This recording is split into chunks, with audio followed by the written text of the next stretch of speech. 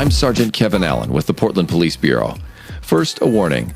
This episode of the Talking Beat contains sensitive information and frank discussions of potential and past violence. If this is something that may not be appropriate for you and your mental health, please check the show notes for more detailed descriptions before listening to this program. Active shooter incidents are often unpredictable and evolve rapidly. The Portland Police Bureau's Community Active Shooter Preparedness presentation is designed to provide community members the skills to react to an active shooter situation. In this podcast, host Terry Wallow-Strauss and Officer Leo Harris discuss how to develop a plan, as well as other tactics to help keep you and others safe. We also talk about how to access additional resources to become more educated and prepared in the event of an active shooter incident. Now, let's jump into the episode.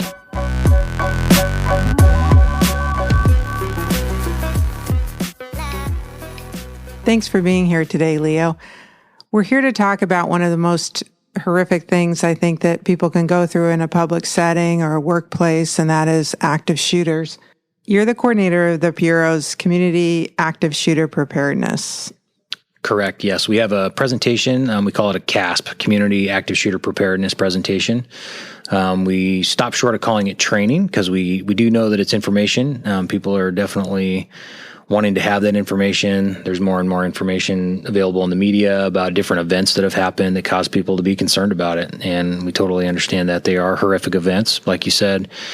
And people have reached out to us and tried to figure out what the best response is for them, whether they are at work or a house of worship or at a school setting, etc. So we try to provide them information that empowers them and gives them a sense that they are able to take care of themselves in an event like this. So tell me a little bit more about how this began and a little bit of how it's evolved. Well, it began in 2014. We started getting requests from the community. We also got requests from the Portland Business Alliance. And my partner and I at the time were the lead patrol tactics instructor or patrol procedures instructor. And we trained police officers how to respond to active shooter events. And that was why people came to us. We did not necessarily feel qualified to give recommendations to the community. We are obviously in the business of training people who have firearms and bulletproof vests and training. And obviously that's quite a bit different than your average community member who is just, at a mall or at a school or at a church.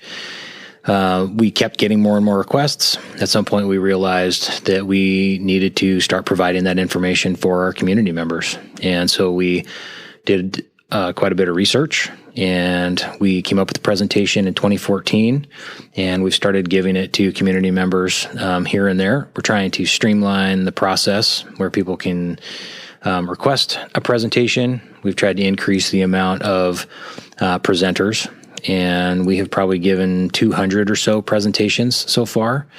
And they're usually well received. Obviously, it's a difficult topic. We treat it with a lot of respect. Our goal is not to scare people or motivate people through fear to prepare for an event like this. We want to empower people and give them a sense that they have the right answer in the moment to keep themselves safe. Some of our presenters that come and give these presentations have responded to multiple local incidents that either were an active shooter event or we responded as though it was an active shooter event, like the Park Rose High School incident. And so the presenters have seen people doing the majority of the things that we're going to be asking them to do if they ever were to be in an event. From my experience, the community members seem to get a lot out of the question and answer sessions and being able to ask a police officer who has been to one of these events and seeing community members doing the things we're going to ask them to do versus just a theoretical conversation about run, hide, fight. So let's dive into the material, because that's really one of the reasons why we wanted to do this podcast, to kind of expand the ability to provide people with some good information. Well, one of the first places that we like to start is with a definition. I want people to kind of have an idea in their mind when you hear active shooter, like how does that relate to police response? And for us here in Portland, an active shooter is an armed person who has used deadly force on other people. They're continuing to do so, and they have unrestricted access to additional victims. And for law enforcement, that changes everything about how we respond. That prompts officers to go in immediately and start taking action, as opposed to trying to surround and contain an incident or a typical shooting, people commit a shooting and then they leave. And so then we are there trying to help victims and trying to figure out who the suspect was. During an active shooter event, they have used deadly force. They're continuing to do so. There's more people that we want to save. And so there is no time for police officers to wait and start investigating or surrounding. They have to go take action. So before we actually talk about the active shooter response, is there anything people can look for prior to it occurring to give any kind of indication that something like this could occur? Yeah, that is such a good question. And we do talk a little bit about that pathway to violence and like how do we get from somebody having some kind of grievance to committing an event. And I won't jump into that too deeply, but yeah, we do want community members to know that there are things to be on the lookout for and to report them. If it's a work setting, report them to your human resources. If it's something that's happening in the community, obviously report it directly to the police. And there are a variety of different things, one of which is like extreme fixation with weapons, especially if that's a change. So if somebody who's never been involved in hunting doesn't target shoot, all of a sudden they start stockpiling weapons, that is certainly out of the ordinary. If you have someone that's talking or joking about committing violence that is beyond the norm. I know people make jokes sometimes about, oh, I'd kill you or punch you or beat you up, and people kind of laugh. This is beyond that. Several of the people who have done some active shooter events, people have reported after the fact that they were very focused on prior events like Columbine or the Aurora, Colorado shooting, and they talked about it a lot. They talked about it in frame of reference as though it was a good thing and as though the people that did them were heroic or that they wanted to be like them. That is obviously totally different than, jokes about violence that are not as concerning. There's obviously different belief systems or causes someone might be really, really connected to, and they might have that somehow linked together with violence. There's also a lot of different life stressors that might add up to this. There have been situations where people have done these events and they were going into bankruptcy or in a relationship that was ending, and then you combine that with all of these other factors, it can really be something that is much more concerning. I know that there are lots of people that go through difficult life events and they never end up or never even remotely come close to, using violence on other people. But if you have all this combined together, especially if there are some suicidal ideations, those are things that should be reported to your human resources or directly to the police. So the information you provide is about preparedness. So if I'm in a workplace or religious organization or someplace that can attract large groups of people, what's something I can do to prepare? That's a great question. One of the things we recommend people do is look around the space that they're normally in and do a site assessment. That might be something that is done organizationally, or it might be something that's done individually. But if there's a place that you regularly spend time or work or you worship, you might look around and try to figure out, hey, how would I get out of this place if there were to be an incident? Know where your exits are, especially if you work on a really high floor that's not on the ground floor and you don't have an immediate exit out to street level from your workspace. Think about ways to make yourself safer if you had to barricade in place there. How would you keep the door from opening? Are there better places in that space that you could hide? Could you get under a desk? Could you get into a closet? Could you crawl up into the ceiling? Are there ways to get into the room next door if you know over there is potentially an exit outside or access to the stairs or something like that? Some other things that they might think of are figuring out ways to communicate with all of your employees or your coworkers or your students. If there were to be an event and they do what we're going to tell you in a minute, run, hide, or fight, like how do you communicate with them?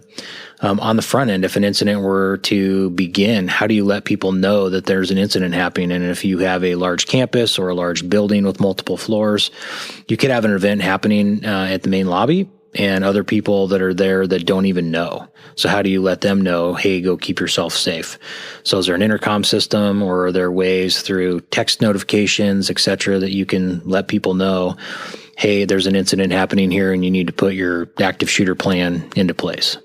If there were to be an event and people do what we tell them, which is run, that's the first thing we're going to talk about.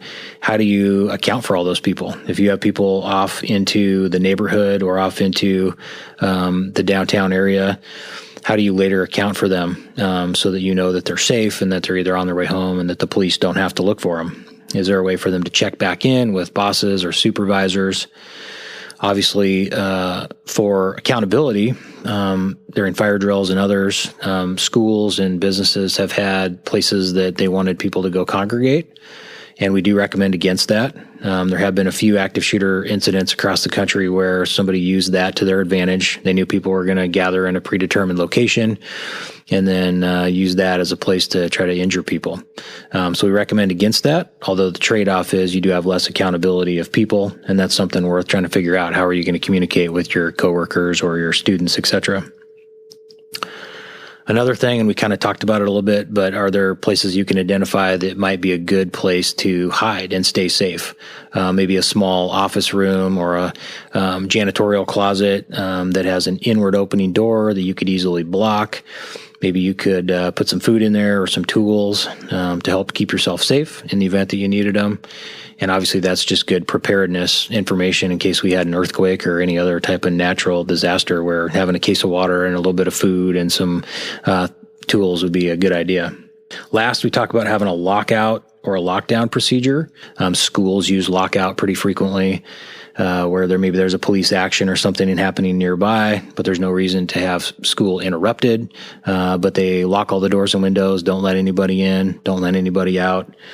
Obviously, lockdown is totally different. Lockdown, you are trying to compartmentalize the entire building as much as possible. People are locking all their doors, hiding under desks or in closets, etc.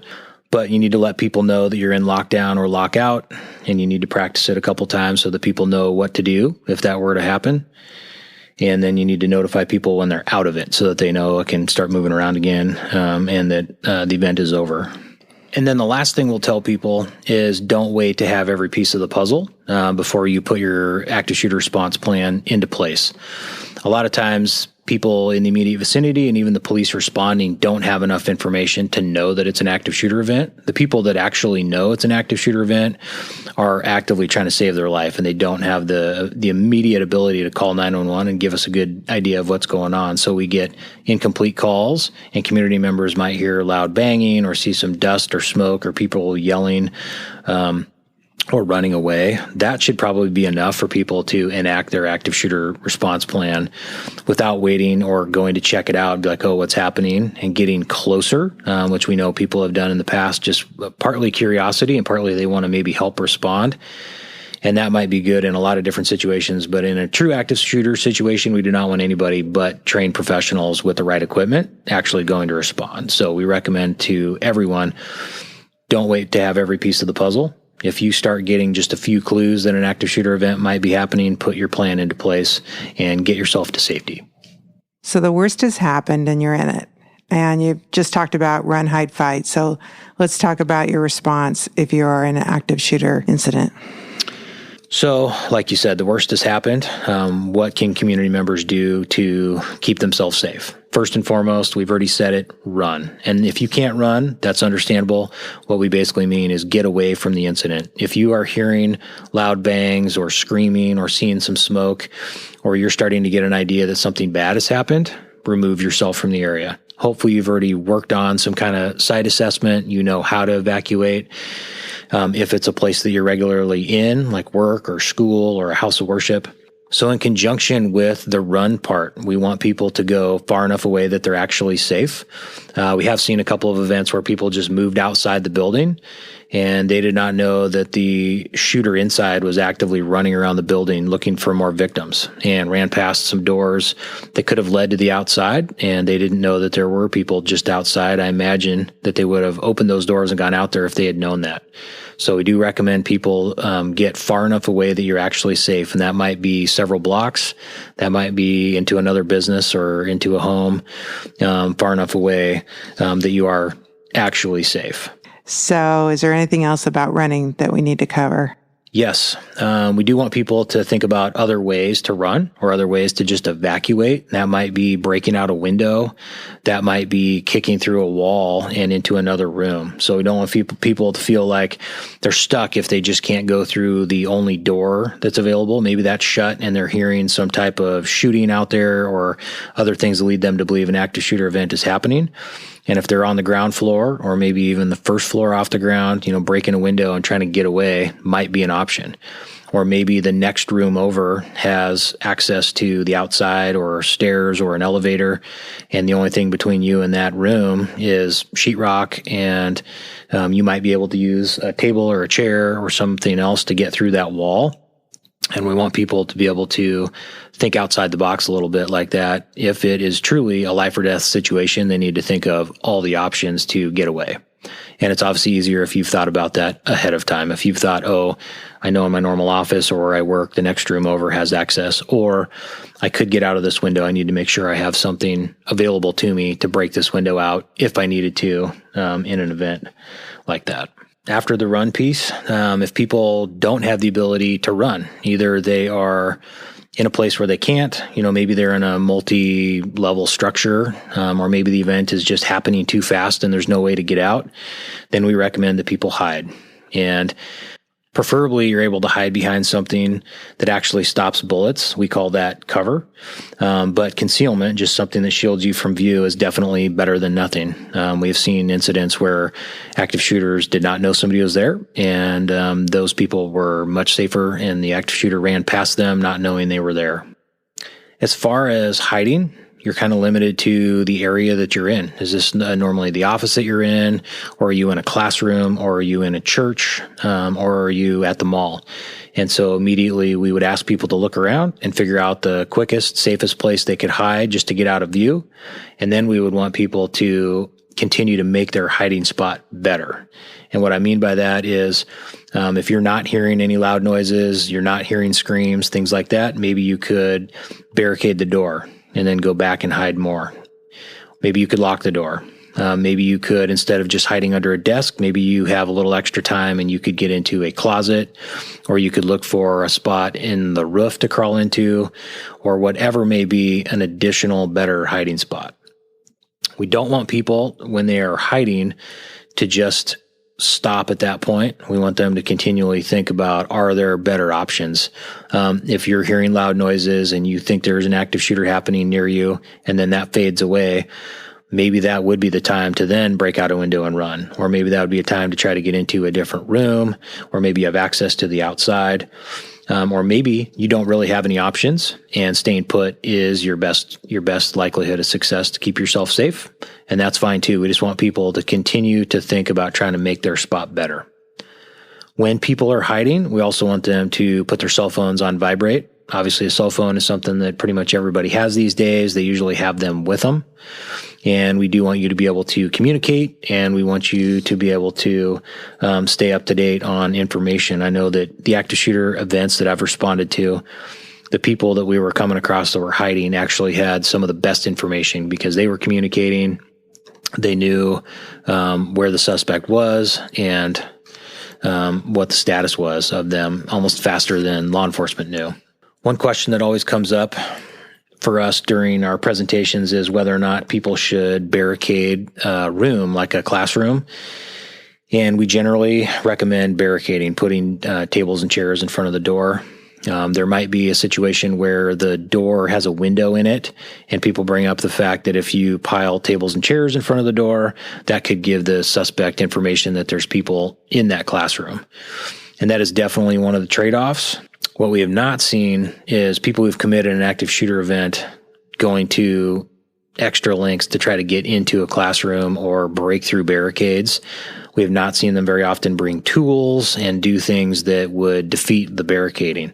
So we feel like your best chance of success is to, if you have time, barricade a door or window, which might keep somebody out. There is a chance it could let them know there's somebody inside, but we also talk through, like, what does that look like if they're able to get inside? And you have to get to the last piece, which is fight. Would you rather fight with them if they're able to come through the door and there's nothing? Or would you rather fight with them if they're having to climb over a pile of tables and chairs? And so we have to get to the last piece, which is the fight piece. Obviously, you couldn't get away by running, and hiding wasn't an option. It either happened too quickly in front of you, or they have found you in your hiding spot. So we do recommend that people fight. It's not a guarantee that you're going to be safe. It's not even a guarantee that you won't get killed. But it does raise your likelihood of success way higher. Obviously, it's better if you can do it with someone else. If you can have a coordinated fight, between you and someone else or several coworkers, students, whatever it may be, versus the active shooter, your likelihood of success goes way up because it's really hard for anybody to focus on multiple people if they're grabbing you, trying to take you to the floor, either disarm you or incapacitate you. So we do recommend people, if you have no other options, to fight. And we talk through with them trying to use improvised weapons, hot coffee, a chair, a fire extinguisher, a golf club, whatever you have around you.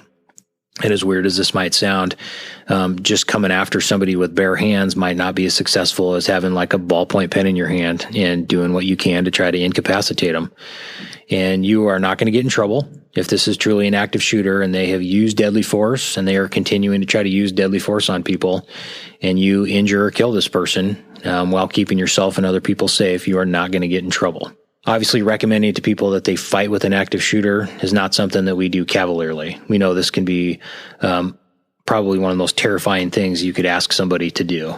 But in that case, that is your best option. And it has been used successfully in many different events. One of the ones that comes to mind is the Gabby Gifford shooting in Arizona. It was a large public event, and a person in the crowd started shooting other people. There were people that put all the different run, hide, fight pieces into place. There were people that on the outer edges were running away. There were people who weren't right in view that ducked down and were starting to hide. But there was a large group of people in the middle right near the shooter, and those options weren't really available to them. If they had done anything other than try to fight the person, it's very likely they would have been shot also. They were able to recognize that as a group, and they attacked the shooter, and they were able to disarm him. Unfortunately, some of the people did get injured. I believe one of the people even got killed, but they probably saved countless lives. And so to recap, if you start to think that an event is happening, we talk about run, hide, fight. We want you to immediately try to leave, get away from the area and run. If that's not possible and it's happening too fast or too close to you and you have the ability, try to hide. The whole time you're hiding, try to continue making your hiding spot better or look for alternative escape routes. And then last but not least, if you have no choice and the active shooter is right in front of you, be prepared to fight. Be prepared to use improvised weapons. Be prepared to commit to the fight and not quit until they are incapacitated or in custody and unable to hurt anybody else. The next thing we talk about with folks is rendering aid to anybody that's injured. And so we want you to think through, like, what do your first aid kits look like? What kind of training have you had? And if there were to be an event like this, know that before the police even arrive, if it's safe to do so, start providing aid to anybody that's injured, including yourself. If you're in a closet by yourself, hopefully you've had some training on how to stop any major bleeding, and hopefully you're able to put that into action right away. And then obviously the police focus is going to be on stopping the shooter first and foremost. And then secondly, we're going to be working to get medical aid to anybody that's injured. And that might mean a situation where the police come running in and they're bypassing people that are injured. And that has been historically really challenging for officers. When they see injured people, they want to go help them. And I can only imagine it's even worse for a community member that's injured. They feel like, okay, the police are here, I'm going to be okay. And then the police just leave and they're going to look for the shooter. So we need people to know that our immediate priority has to be stopping the shooter so that there aren't more injured people. And then we are immediately going to transition and get them medical aid as quickly as possible. We do train with Portland Fire and AMR. And there has been a major transition over the last few years for police departments and ambulance departments where they will come and work in a warm zone. Normally, they have to have the entire zone totally safe and no risk. That's the general criteria when they would come and work in an area where the police might be also. Now, nationally, the new trend is for them to come and work in a warm zone where we think the active shooter has been contained or we think the active shooter has been incapacitated, and they will come in and work in a warm zone that we're not 100% sure is safe, but the priority is getting aid to anybody that is injured as quickly as possible. And so we do train with Portland Fire and AMR, and you need to know that we are going to be trying to transition this from a tactical incident to a medical incident as quickly as we can. During the part of an active shooter event where the suspect has not been accounted for, they're not in custody and they're not incapacitated, the police are going to be coming into rooms very quickly looking for the shooter. Once that's done, and then we are searching rooms and we're looking to help all the injured people if there are any, or find people that are hiding and get them to safety, we will slow things down. We'll be knocking on doors. We'll be saying, hey, it's the police. We're coming in. And we are expecting that you might be in there hiding with some kind of improvised weapon, waiting to keep yourself safe. So we'll try to knock on the door and give you a heads up we're coming. We should have our own access to the room, whether it's master keys or a key card or some other way of opening the door. And then we'll be moving into the room telling you, hey, it's the police. It's safe to come out, and trying to get you to safety. We don't recommend that you open the door, at least not in the first 15, 20, 30 minutes, as there have been events across the country. They're rare, but there have been events where an active shooter knocked on doors and said, hey, it's the police. It's safe to come out. So monitor social media, monitor the police website or social media. And if you're sure that the shooter is down and it's been more than that 15 or 20 minutes and you can hear and you know that the police have responded, at that point, if you hear people knocking on the door, then it's pretty likely that it's the police. But early on in an event, if somebody knocks on the door and says it's the police and they don't come in, we don't recommend that you leave your hiding spot. Don't open that door. Let the police be the one that come and open the door and tell you, hey, we're here and you're safe. We talked about improvised weapons. What about actual weapons, Leo? Oh, that's a very good question. And that is something that we usually do cover. We usually have people come and ask us, hey, I have a concealed permit. Should I carry? Should I not? And we really try to stay out of any political discussions about weapons. I know that this is a very charged political topic, related to active shooter versus gun control, Second Amendment type stuff. And we don't get into any of that. Obviously, carrying a firearm is a huge responsibility.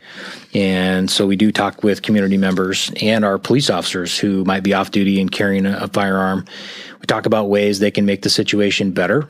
And we talk about that on a sliding scale. So maybe the thing that comes to mind for a lot of people is someone with a firearm using it to take down the active shooter and incapacitate them or kill them. And obviously the situation's over right there. Nobody else will get injured or killed. And that does seem like the quickest and most efficient way to stop an active shooter. But there are other ways that you can make the situation better. I know at various events around the country, there have been people with a firearm. They weren't sure if it was a real event or if it was a training scenario. And so they took a group of people into a room and said, hey, I have a firearm and I'll keep you safe. And so that is another way of making the situation better, even if you're not going to go out and hunt down the active shooter. Obviously, the opposite of making the situation better is making the situation worse. Again, we talk about that on a sliding scale.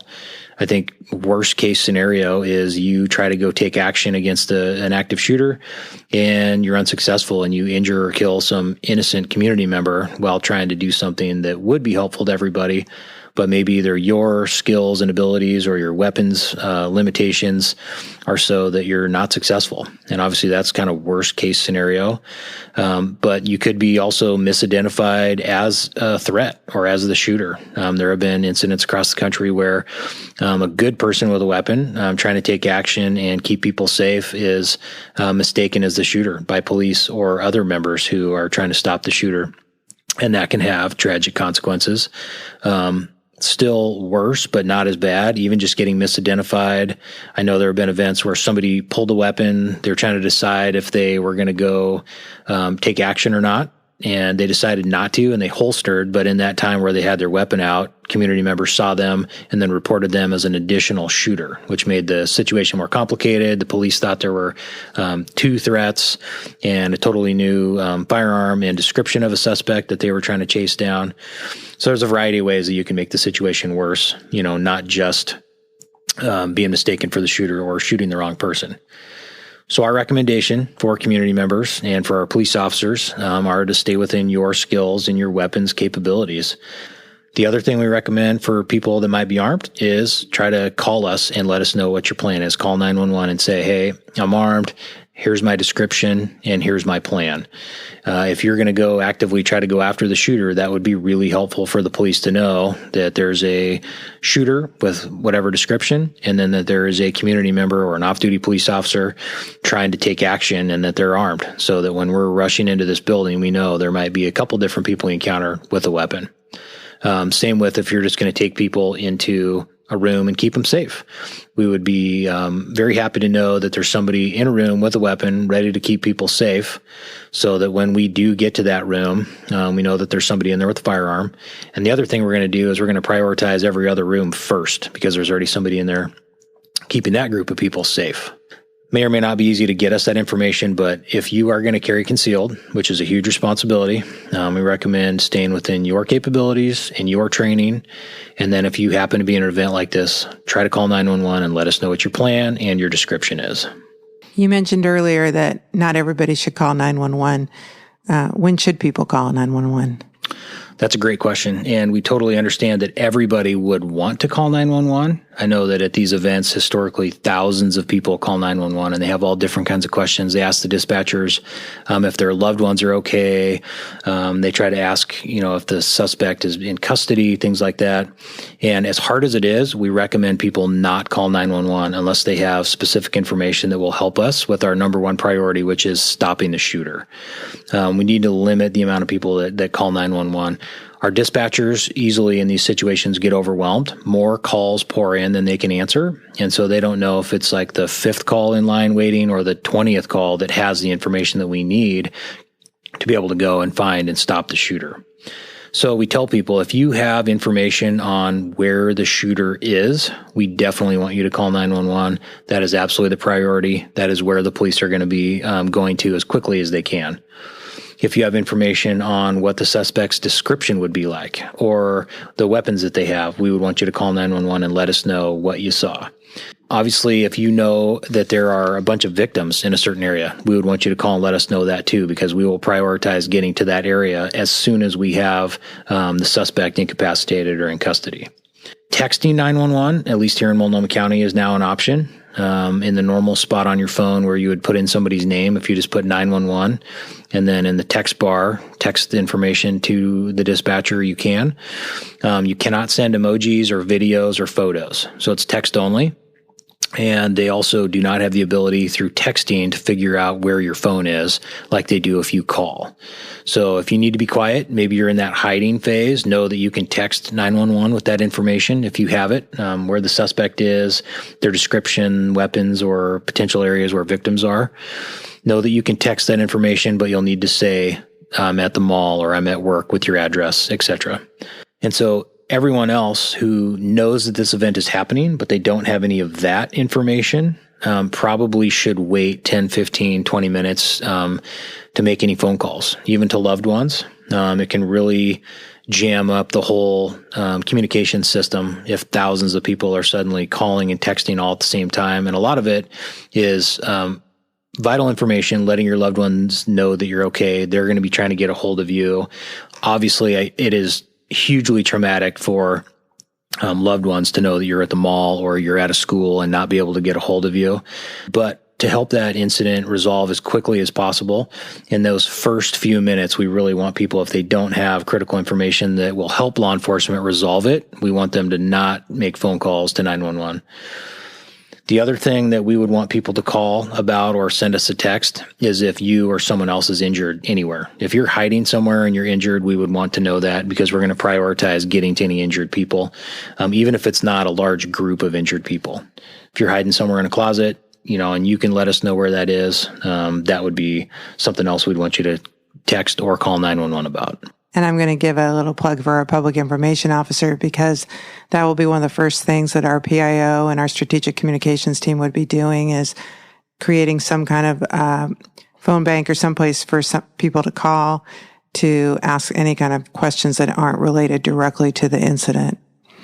Yep, that would be very helpful. And it's truly terrifying not being able to get a hold of them for any amount of time. So it's good for them to have somebody that they can call, somebody that can potentially help give them information that's unrelated to the actual immediate response. We all can't walk around in fear all the time, but I know, we're all out in public places. We're at concerts or large gatherings. Is there anything you can just sort of keep in mind, since you can't do all the preparation that we talked about before, as far as the site monitoring and things like that? Yeah, we definitely want people to be aware of their surroundings, and we definitely want people to pay attention. We don't want people to be afraid. We want people to feel like they are paying attention a little bit. So if there is something that starts going wrong, they can get themselves to safety as quick as possible, or find a place to hide. And worst case scenario, they're ready to fight. But we hope that that allows people to move around their life and environment with some confidence, not afraid, not feeling like, oh, this is something that's likely to happen. Because if you look at the statistics, it's very unlikely that this will happen to any one of us. I know we hear about it a lot through the media and social media, but the odds of being in an event like this or getting killed in an event like this are extremely low. But there is obviously a fear factor. You know, there's a lot of things that we do that are more dangerous, like driving cars and things like that, but they don't necessarily scare people like the thought of someone trying to intentionally hurt or kill you.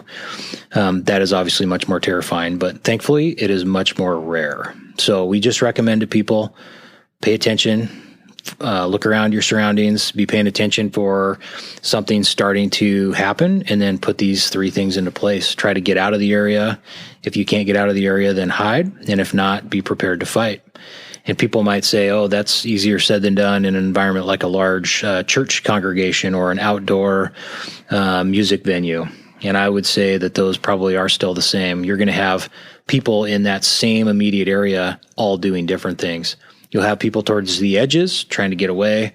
You might have people in the middle either trying to get away or hiding.